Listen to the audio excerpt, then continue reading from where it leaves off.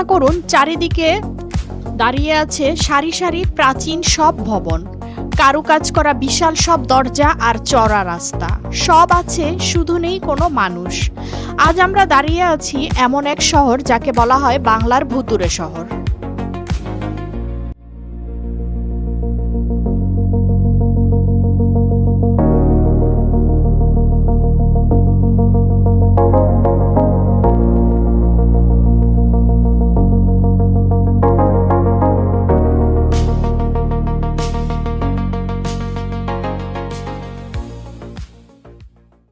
আজ আমরা চলে এসেছি ঢাকা থেকে প্রায় ৩০ কিলোমিটার দূরে সোনারগাঁয়ে অবস্থিত পানাম নগরে।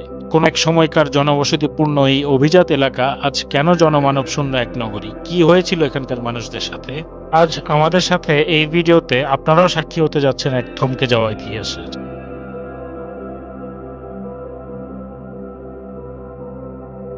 পানাম নগরের ইতিহাস কয়েকশো বছরের পুরনো। সোনারগাঁও যখন বাংলার রাজধানী ছিল তখন থেকেই হচ্ছে এর গুরুত্ব। তবে আমরা এখন যে ভবনগুলো দেখছি সেগুলো সাধারণত সব ১৯ শতকের দিকের।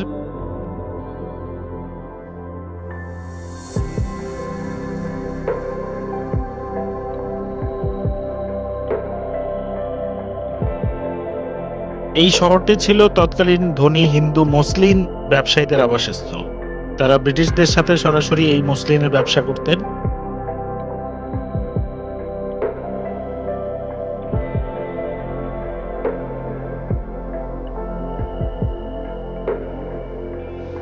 এখানে এই নগরটিতে অলমোস্ট ৫২টির মতো ভবন আছে, যেগুলো আসলে বাড়ি নয়, সেগুলো এক একটা ওই সময়কার আভিজাত্যের প্রতীক।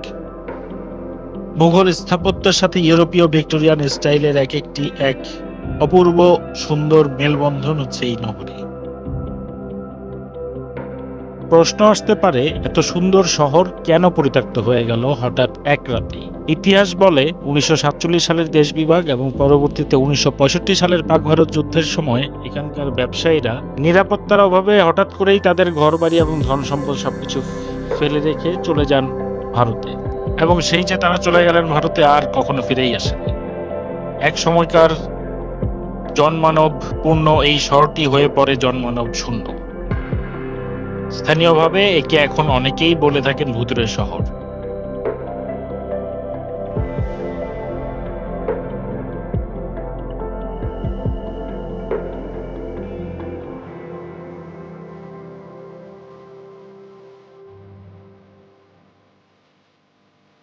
আমরা দিনের বেলা ঘুরে বেড়াচ্ছি, তাতেই বিল্ডিং গুলো দেখে কেমন যেন একটু অন্যরকম লাগে, কেমন যা ছমছম করে। আর রাতের বেলায় এখানে তাহলে কেমন যা জানি অবস্থা এখন। নোনা ধরা রংচটা এই দেয়ালগুলো দেখলে মনেই হয় যে আসলে যারা এখানে থাকতেন তারা আসলে কেমন ছিলেন, কেমন ছিল তাদের লাইফস্টাইল, তারা কিভাবে আসলে বসবাস করতেন। এই ঘরগুলো তারা হয়তো অনেক আশা বা অনেক স্বপ্ন নিয়ে বানিয়েছিলেন। এখানে তারা কিভাবে বসবাস করতেন। এখানে এই প্রতিটা বিল্ডিং এ বিভিন্ন রকমের ছোট ছোট কুঠুরি আছে, বিভিন্ন রকমের ডিজাইন। আসলে জানি না এগুলোর রহস্যগুলো কি।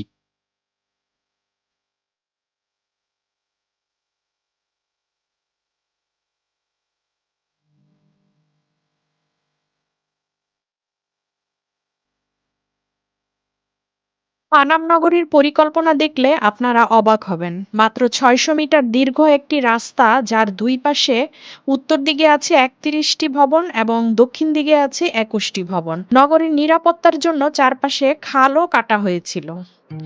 রাতে প্রবেশ গেটগুলো বন্ধ করে দেওয়া হয়। প্রতিটি বাড়ি দেখলেই মনে হবে যেন জ্যামিতিকভাবে কারুকাজ করা হয়েছে। প্রতিটি ইট এর আড়ালে লুকিয়ে আছে যেন হাজার কোটি টাকার মসলিন ব্যবসার রহস্য।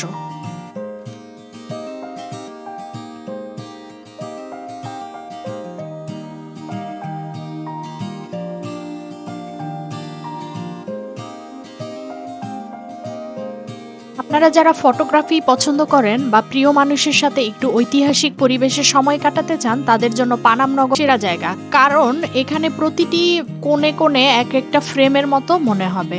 তবে মনে রাখবেন, এখানকার ভবনগুলো বেশ নাজুক, তাই সাবধানে ঘুরতে হবে। লোক ও কারুশিল্পর জাদুঘর এখান থেকে প্রায় ১০ মিনিটের হাঁটার পথ। তাই একই দিনে আপনারা দুটি জায়গা ঘুরে দেখতে পারবেন।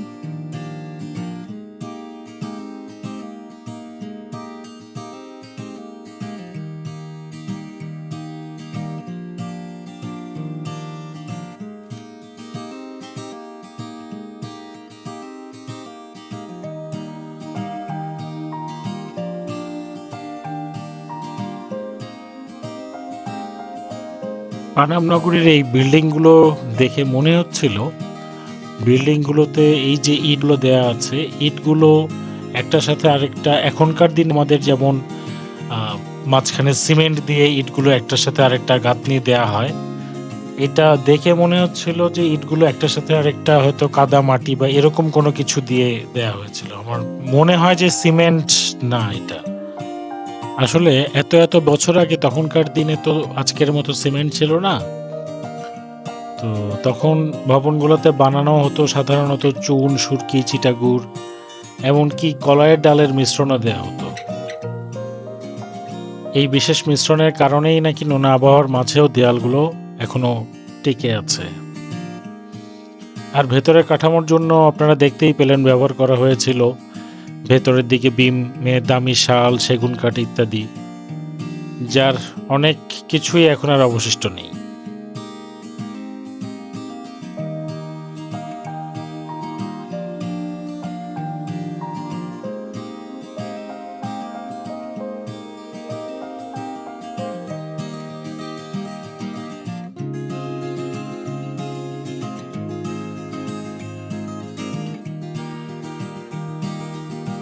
বিল্ডিংগুলো হচ্ছে গিয়ে প্রায়গুলোই একতলা, দুতলা বা তিনতলা পর্যন্ত বিল্ডিং। উপরের দিকে ওঠার, যেহেতু বিল্ডিংগুলো বেশ নাজুক পরিস্থিতি এখন, তো যে কোনো সময় ভেঙে পড়ার মতো অবস্থা, তো উপরের দিকে ওঠার জন্য মানা করা হয়। অনেকগুলো বিল্ডিংয়ে আমরা দেখেছি যে নোটিশ বোর্ড দেয়া আছে। আবার অনেক বিল্ডিংয়ের এই যে উপরের তলাগুলোতে ওঠার সিঁড়িগুলোও বন্ধ করা।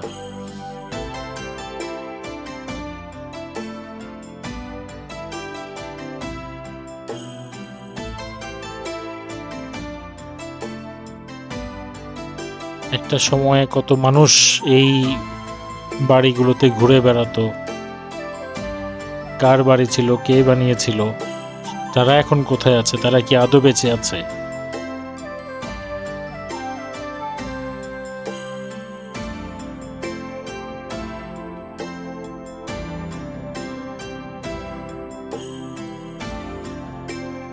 বাড়ির প্রতিটি দেয়াল ভাঙাচোরা,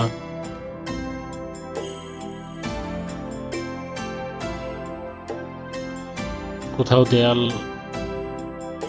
বা পলেস্তারাগুলো খসে পড়েছে।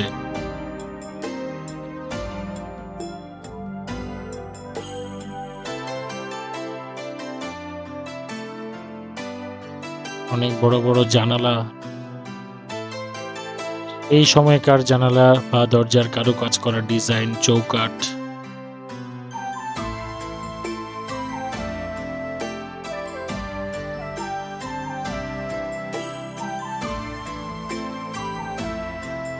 আসলে এই পানাম নগরে এসে যদি আপনি কিছুক্ষণ ঘুরে বেড়ান, আমার মনে হয় যে আপনার মধ্যে এমন কোনো চিন্তা আসতেই পারে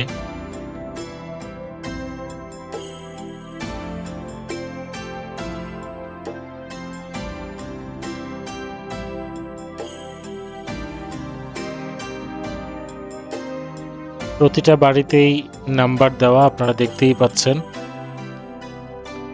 এই পুরো এরিয়াটাতে আসলে টোটালি 52টা বাড়ি আছে।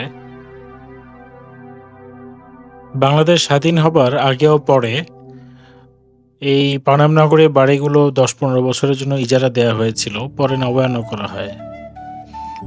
মূল বাসিন্দাদের অবর্তমানে বাড়িগুলো অযত্নে ধীরে ধীরে ক্ষয়ে যেতে থাকে। এখন আর আসলে এই বাড়িগুলো কোনো ইজারা বা কোনোভাবেই কোনো কিছু দেয়া হয় না, এটা একটা সংরক্ষিত প্রপার্টি হিসেবে আছে।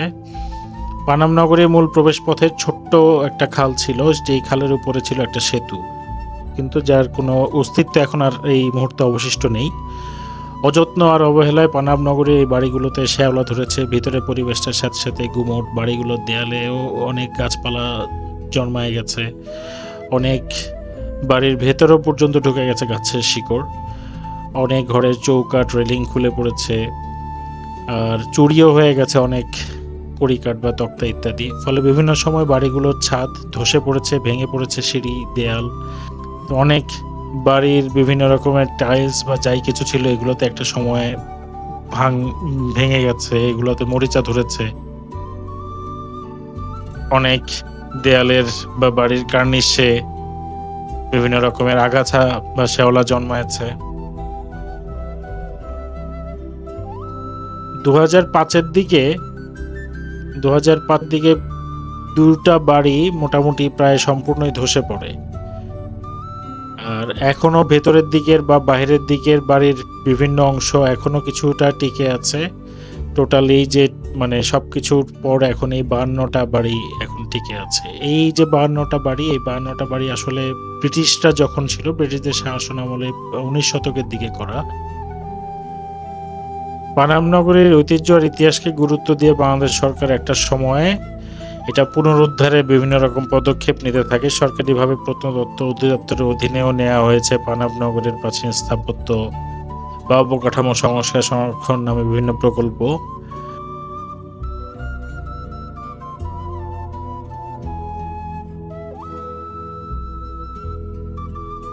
পানাম নগরে আসতে হলে ঢাকার যে কোনো স্থান থেকে আপনাদের গুলিস্তানে চলে আসতে হবে। এরপর গুলিস্তান থেকে স্বদেশ পরিবহনের বাসে 65 টাকার টিকেটে আপনারা এসে নামবেন মোগরাপাড়া মোড়। মোগরাপাড়া মোড়ে এসে যে কোনো অটোতে করে আপনারা 30-40 টাকা ভাড়া নিয়ে আপনারা চলে আসতে পারবেন সোনারগাঁ জাদুঘর। এই সোনারগাঁ জাদুঘর থেকেই 10 মিনিটের হাঁটা পথ হচ্ছে এই পানাম নগরী।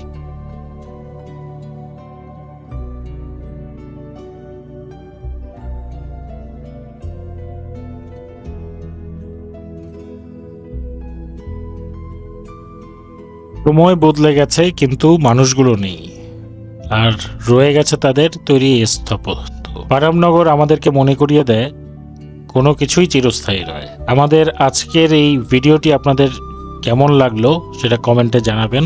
আর আমাদের ভিডিওটি ভালো লাগলে আমাদের চ্যানেলটি সাবস্ক্রাইব করে আমাদেরকে সাপোর্ট করতে ভুলবেন না। দেখা হবে পরের অন্য কোনো ভিডিওতে। সে পর্যন্ত ভালো থাকবেন, সুস্থ থাকবেন। আল্লাহ হাফেজ।